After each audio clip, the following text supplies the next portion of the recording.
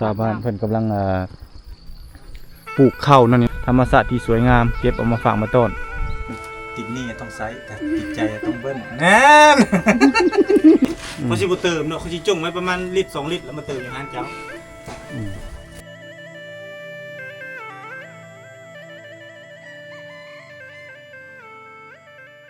ทักทายสวัสดีท่านผู้ชมในระหว่างเส้นทางการเดินทางก็เจเอาระบบยังคาอยู่รถในระหว่างเส้นทางการเดินทางท่านผู้ชมพาท่านผู้ชมมาแวะเบิ่งการดำรงชีวิตของชาวบ้านอยู่ในเขตบ้านพาบังเนาะหาบ้านใหม่ท่านผู้ชมนะอันนี้คือวิวทิวทัศน์ธรรมชาติของชาวบ้านในเขตนี้ที่เก็บมาฝากมาต้นในระหว่างเส้นทางการเดินทางนี่แหละเนาะเอามาฝากมาต้นพ่อแม่พี่น้องเมื่อสุขคนเลยนี่ชาวบ้านเพิ่นกำลังปลูกข้าวนั่นนี่เนาะจะมีเถียงกระต๊อบน้อยๆเนี่ยเป็นลังไปก็คือจะแบ่งกันเนาะอันนี้เป็นของไผ่อันนั้นของไผ่เนาะพี่น้องเนาะนี่อันนั้นเป็นข้าวเดียวนี้เป็นเพิ่นแต่ก่อนนี้เป็นหูดเอาแต่ทุกมื้อนี่หั่นด้วยความทันสมัยเนาะพัฒนาขึ้นแล้วก็จะพากันเกี่ยวเอาเดี๋ยวนี้เนาะแล้วก็มีรถปั้นมาเถื่อกตีเอาหรือว่าละวานถ้าให้กว้างจังซี่ก็แม่นละวานเอาหมดบ้านจะพากันมาเกี่ยวเนาะหรือว่ามาเกี่ยวมาหูดช่วยกันหลังจากนั้นก็พากันตีหลังจากนั้นก็จะพาไปกันไปบ้านใหม่อีกเนาะนี่อันนี้เขาเจ้าก็ปลูกข้าวแล้วก็จะปลูกมันต้นใส่น้ำเนาะบางคนก็จะปลูกวิกนะท่านผู้ชมจะมีไม้วิกเนาะหรือว่ามันต้นเต็มอยู่เนาะในท้องทั่วบริเวณนี้เลยอันนั้นบ่ไม้วิกนั่นบ่โอ้ไม้วิกเป็นของจีนเพิ่นบ่เอ้าเข้าไปเบิ่งจังน้อยจ้ะกระเทินได้มาเลยพี่น้อง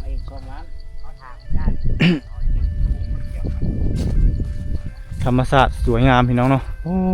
นี่มีไห่มีนามีเทียงท่านผู้ชมอันนี้เป็นขุมโบมเนาะขุมโบมก็คือขุมระเบิดในสมัยสงครามทิวทัศน์ธรรมชาติสวยงามพี่น้องเนาะเขาจะเฮ็ดหุ่นเสิร์ชใส่เนาะเป็นถุงยางเป็นเสื้อเพื่อป้องกันบ่ให้มดแมงหรือว่านกมากินอาหารการกินของเขาเจ้าเนาะแล้วก็จะมีเถียงน้อยๆนี่ตั้งง่อยอยู่กลางให้ท้องให้ท้องหน้าพี่น้องนี่ทางลุ่มนี่ก็จะเป็นเคียงเนาะบนดังไฟทางเทิงนี่ก็จะมีกระแลบใส่หนูพร้อมนี่เนาะหรือว่าอากับเนาะอากับใส่หนูเนาะมีคกมีสากมีถ้วยมีบ่วงมีหม้อนี่ก็จะมาพักเศร้าอยู่นี่เนาะมีกระยังพร้อมนี่แหละพี่น้องคือวิถีชีวิตโดยแท้จริงเลยนี่ทางด้านลุ่มนี่เป็นคุมลูกโบมเลยพี่น้องเนาะนี่เป็นคุมลูกโบม ทางนั้นก็จะเป็นอีกเจ้าหนึ่งเนาะเป็นให้ของเจ้าหนึ่งอีกเด้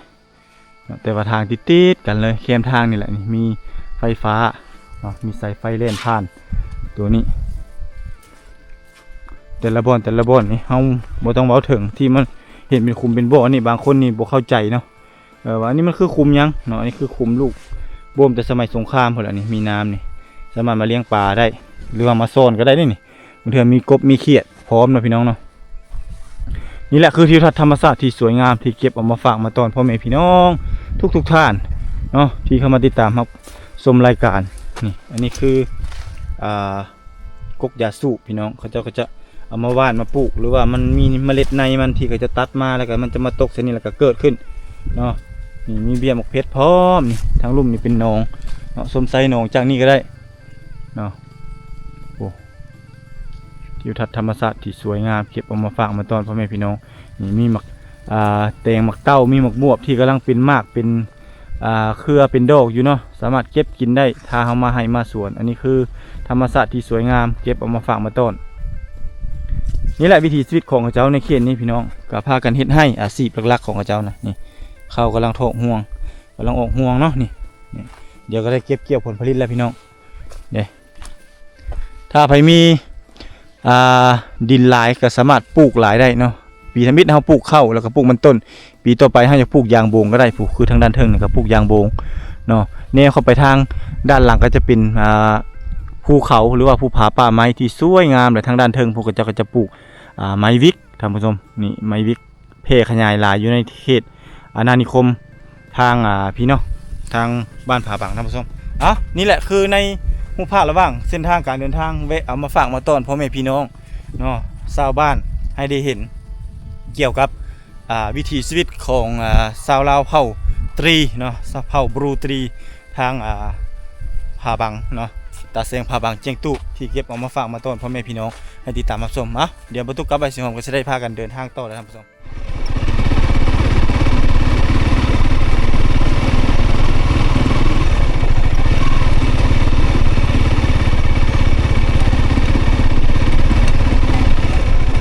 เลี้ยงควายเนาะ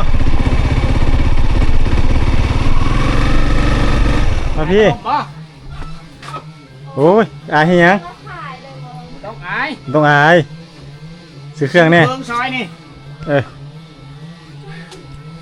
น้ำออกมาพี่ซื้อน้ำเนี่ยซื้อน้ำซื้อเนี่ยอยากถ่ายอ้ายพี่อยากถ่ายรัดทั้งพุทธรัดทั้งพี่เจ็บ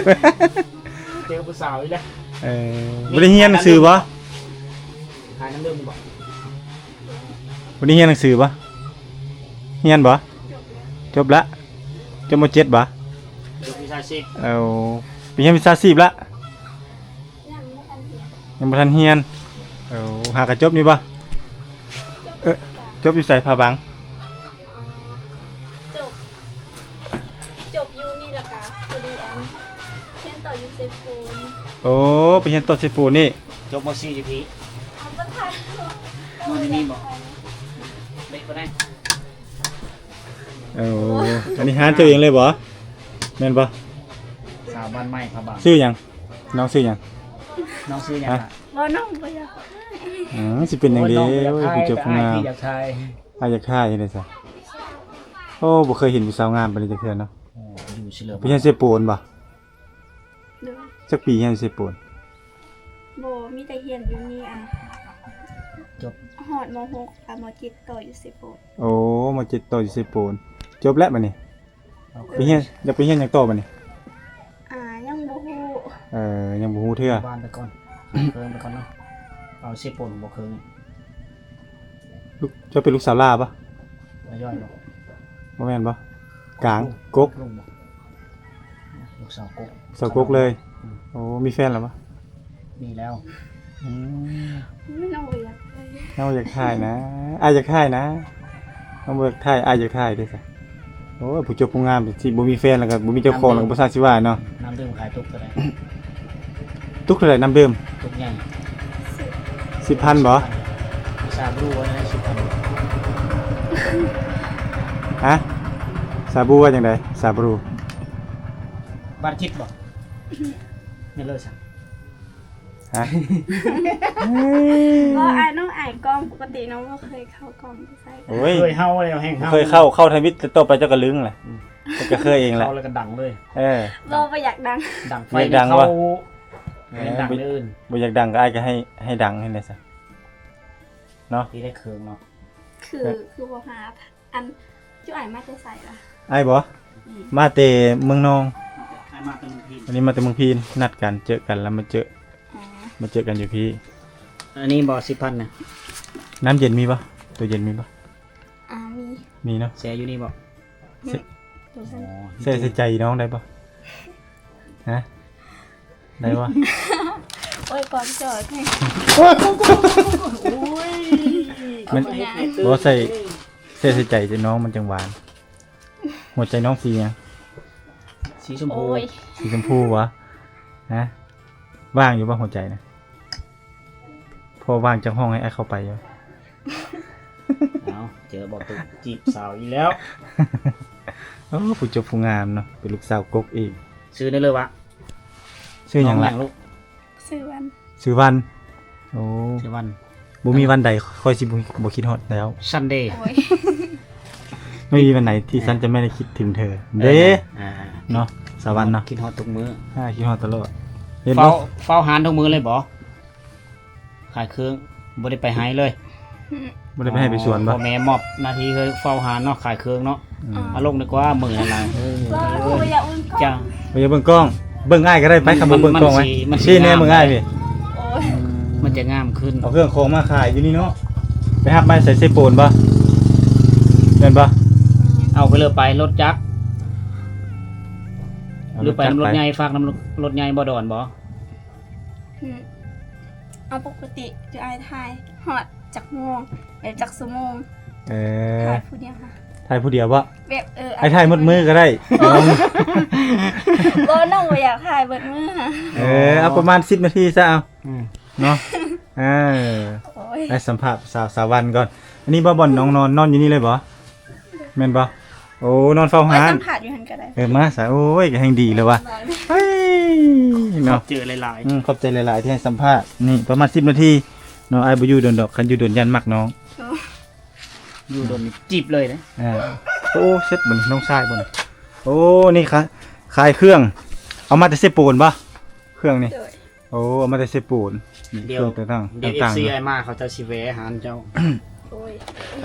มาเวซื้อโรดเด้อเครื่องของต่างๆนี่เนาะ วันเพิ่นอยู่บ้าน อยู่บ้านไม้แม่นบ่ ทำไมผาบังเนาะ บ้านไม้ผาบังพี่น้องเนาะนี่ เพิ่นเอาบ้านไม้แสดงบ่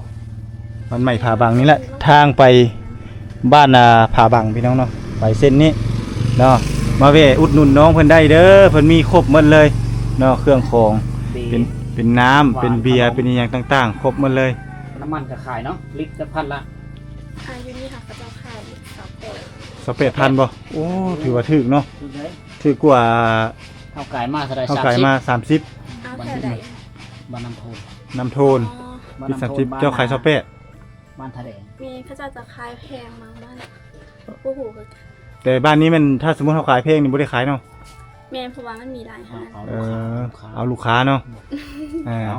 แสดง เราขายน้ำมันทึกเด้อราคากันเองกันเอง มาอุดหนุนมาได้ เพิ่มกายมา น้อง มา วัน 10 นาทีเดี๋ยวมาจาก หยั ยัง ง โอ้ยหากะ6นึงหากะ6นาทีนี่จะเบิ่งโลดนี่นี่เห็นบ่นี่ โอ้ย ฮะหากะฮอด6นาทีเนาะเอานั่งซะกระเทินแล้วนั่ง แต่กูว่า เอายืนก็ได้เอายืนก็ได้เอา หน้าหัก เบิ่ง เนาะ เอาจับสิอุดหนุนน้ำใส่เพิ่นก็ได้ ปรับมักชิป เอา สิ น้ำเย็ ฮะ นก็เนาะใส่น้ำเย็นอยู่นี่บ่ อยู่ใจเราโพ้นน้ำเย็น ใจจะวะอยู่ใจน้องอยู่ใจน้องเอาออกมาเลยเอามาให้ไอ้ฮะอยู่ใจไอ้ไอ้นี่ไอ้ไอ้นี่ นี่คือ ให้น้องไข่ โอ้ยไอ้ไข่เลยก็ได้ โหแล้วเจ้าของร้านเลยไข่ เป็นไข่ใส่ไข่เอาเลยปะทุกเดียวปะ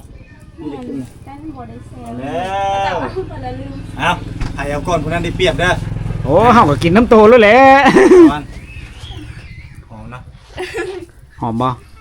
หอม อืมน้ำพะโล้มะค่ำ หอมที่สุดเลย ซีมก่อนให้เจ้าซีมก่อน ให้กินเลย กินเลยปะแท้ปะ ของซื้อของขายเนาะ คือว่าเมื่อนั้นน้องพินจะไออันปอนบ้านไทยแดงบอกนั่นค่ะ มาทาแดง โอ้แม่นเลยจะเจ้าไปใส่มา อ้าวพอดี ได้ใส่ เพราะน้องอันเห็นผ่านๆเดี๋ยว ที่เจ้าขี่รถไปเหรอ น้องบ่ฮู้ดอกว่านักถ่ายคลิปบ่ เราขี่รถจวดไปท่องเที่ยวซื้อ เมียน ตามหารักแท้ เจ้าขี่รถจักรบ่ เมียนน้องเห็นผ่านๆ เห็นผ่านๆเนาะ อืมโอ้แขนหูจักกันเป็นมิตรเอิญเสียเดียวแล้ว แม่ปะ เนี่ย ย่าปะบันส่วนเนี่ย มันชวน หลานสาวงามเนาะอ๋อเนาะ แต่ไม่จู้เนี่ย บุตรละจะต้อง อ๋อโอ้ถือพาคักเลยเอาสัมภาษณ์หลานสาวก่อนเด้อ โอ้ เจ้า อย่างนั้นไม่เท่าว่าจะถือผ้าถือเสียม เจ้าเลยเนาะเจ้า เจ้า เจ้าเนาะโอ้เนาะเจ้าเนาะ อ๋อเลือเจ้าเนี่ยชาตะเบิ้นเช้าได้อ๋อเลือ แต่เบิ่นเช่าเนาะ อืม อ๋อเฮียนหากระจบม .7 แล้วก็มาอยู่บ้านจะไปเฮียนใส่โต๊ะปะ ยังบ่ฮู้เลยคิดไว้ได้บ่ว่าจะเฮียนบ่ ก็คิด จะเฮียนหยังเอามานี่ขายเครื่องค้าขายไม่ว่าจะเฮียนแพทย์เฮียนหมอ เห็นตำรวจทหาร ตำรวจทหารแบบสินะ ก็คิดอยู่แต่ยัน ต้น จัก ทุน สิได้ไปหรือบ่เมียนนี่ค่ะ บ่มีผู้ส่งเนาะแต่ก็อยากเฮียนอยู่แม่นบ่แต่ว่าย่านต้นทุนพี่น้องเนาะต้นทุนสลายเขตชนบทนี่พระเจ้าจะให้ลูกออกโรงเรียนแล้วมาก็ขายเครื่องอยู่เฮือนหรือว่าเฮ็ดเวียกเฮ็ดงานอยู่เฮือนเอานึ่งข้าวปอกไฟเฮ็ดอยู่เฮ็ดกินนั่นคือวิถีชีวิตของเผ่าบลูแต่ทุกมื้อนี่ก็เขาเจ้าเริ่มหันมาแบบทางทันสมัยหน่อยนึงเนาะเพราะว่าเขาเจ้ามีโทรศัพท์มีเครือข่ายมีต่างๆก็สามารถขายเครื่องออนไลน์อหยังก็ได้เนาะหน้าตาคือเจ้านี่ขายเครื่องออนไลน์ก็ได้เด้งามๆนี่โปรโมท ไล่สดขายเลย ค้าไล่สดขายเลยเห็นบ่อันนี้เครื่องเจ้าแล้วบัดนี้เอามาขายแล้วบัด ไล่สดขายเลยก็ได้ สดขายเครื่องโลด เจ้าบ่ต้อง แบบอายกล้องคือแบบจะอายถ่ายแล้วกด เจ้า ตอนทำวิทย์เจ้าต้องฝึกซะก่อนเนาะจะต้อง โดนไปมันยังสิลึง ซื้อแว่นใหญ่ๆมาอัดประตูแล้วก็เปิดไฟแล้วก็ไล่ผู้เดียวเว้าผู้เดียวเว้าน้ำแว่นนะให้มันคล่องแคล่วก่อนเนาะแล้วก็ไล่โทรศัพท์ก่อนเว้าโทรศัพท์ปุ๊บผู้เดียวคือบ่คือโดนๆไปแล้วเจ้าจะลึงเลยเกิดความลึงเคยแล้วเจ้าก็จะสิ้นแบบนี้เนาะเห็นหยังก็ได้บ้านจะมีบ่คนไลฟ์สดคนขายเครื่องมีบ่ นั่นก็มีแต่กระเจ้าบ่ได้ยา นี่นะ บ่เกี่ยวหรอกน้องคะแนนการเฮ็ดการแสดงออกเจ้าได้ไปเรียนในเมืองแล้วจะสิฮู้ดอกคนในเมืองใช้ชีวิตจังไดเนาะคนเจ้านี่ไปอยู่ในเมืองนี่บ่ฮู้เลยเด้นี่เด้มาอยู่เขตนี้เด้ โอ้ คิดว่าเป็นคนในเมืองแล้วเด้นี่เด้ ตะดังได้ว่าบ้านใหม่นี่ กำลังดังเนาะ อืม มันใหม่มีแต่ผู้สาวงามเนาะมาเจอคนเล่นนี่ก็ยังงามเลย โอ้ บาดตายังบ่พอบาดใจพอเฮ้ยเวลายิ้มนี่บาดใจโอ้ยใจละลาย ผู้บ่าวมาหาอยู่บ่ นะอีหยังไอ้กำลังสิจ่าย น้อง เงิน บ่อยากถ่ายแล้วมันโดนแล้ว มันโดนแล้ว เฮ้ยหาก็ได้8 นาที โอ้ย8 นาที จ่ายค่าน้ำเสียมื้อหน้าสิมาอุดหนุนใหม่เด้อ 10,000กันตุกแม่ นี่เนี่ยคันติดหนี่ต้องไซส์แต่ติดใจต้องเบิ้ลแน่ นอ้าว3,000เนาะ ขอบใจ เอาเลยเจ้าตุง ตัวบ่เย็นเลยเฮาเนาะ ฮะ ตัวบ่เย็นเลย เรา เฮา กินน้ำกันนี่แหละ บ่หยอก อืม โอ้ย โอ้ย อุ่นบ่ทางพี่บ่เย็นนะพุ่นบ่อุ่น โอ้ยอุ่นเลยขอบใจเด้อ โดน ขอบใจหลายๆเด้อล่ะเด้อมาน่าจะแวะอุดหนุนใหม่ โอ้ยมันน่ามูนาแล้วมูแล้วบ่นซื้อน้ำมันมาซื้ออยู่นี่เขาสิบ่เติมเนาะเขาสิจุ่มไว้ประมาณลิตร2 ลิตรแล้วมาเติมอยู่ห้านเจ้า เติมมาแต่เชฟปูแล้วก็มาเติมอยู่นี่เลยสบาย สบาย ลิตรหนึ่ง28,000กีบทุกคนในน้องเพิ่นไม่ได้ขายเอาเงินหลายแล้วเอาเงินเอาใจลูกค้าเอาใจคนเดินทาง นี่กำลังเดินทางมุ่งหน้าออกจากบ้านใหม่พี่น้องเพื่อจะไปพุ่นแหละบ้านตะเปื้อละโกละอานพุ่นแหละออกใส่บ้านดงเลยท่านผู้ชมแต่ว่าบ่ฮู้ว่ามื้อนี้เฮาสิได้นอนใส่เนาะมื้อนี้เมื่อกี้นี่เวะสัมภาษณ์สาววันหรือว่าน้องวันซึ่งเพิ่นเป็นสาวที่กำพร้าพ่อเนาะพ่อเพิ่นเสียชีวิตแล้วเฮาก็ได้แวะซื้อน้ำช่วยเพิ่นโอกาสหน้าเฮาสิมาแวะเพิ่นใหม่นะ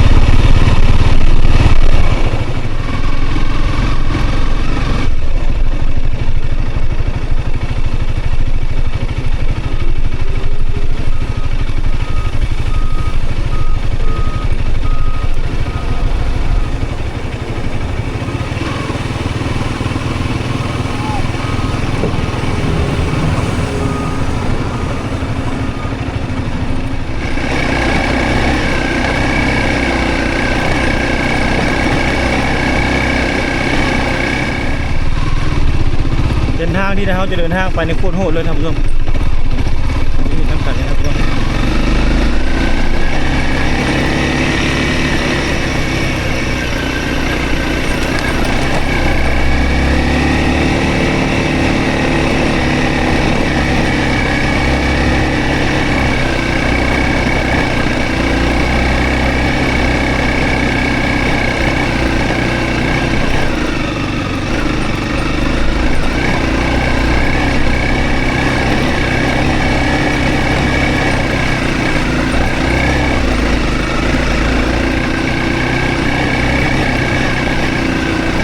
โหดเลย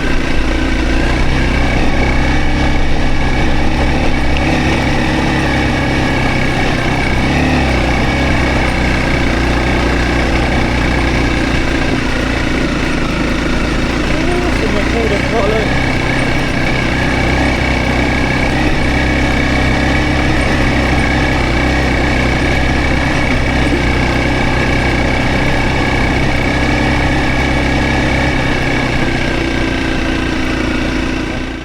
นี่คือเส้นทางที่เราเดินทางขึ้นมาพี่น้อง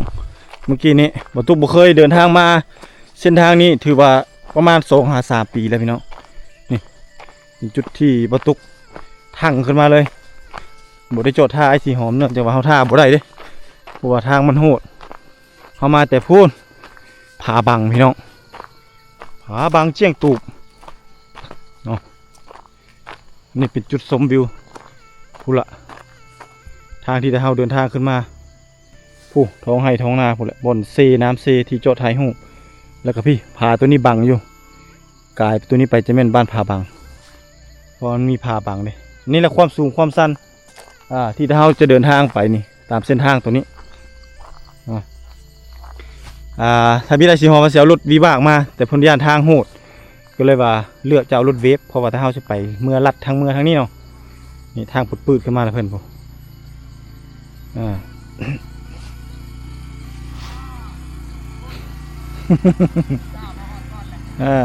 เวฟกับวีบากต่างกันเนาะวีบากมันจอดบ่ได้เด้มันต้องได้ไปก่อนนี่แหละพี่น้องอันนี้คือเส้นทางการเดินทางของเราส่งให้น้องเราได้เนาะเส้นทางโหดแต่ถ้าเรามักลุยสายลุยพี่น้องถือว่าครั้งแรกที่เราเดินทางมาทำกันเนาะเดี๋ยวจะลุยโตทำกันจะฮอดพุ่นเลยครับทางนี่สุดยอด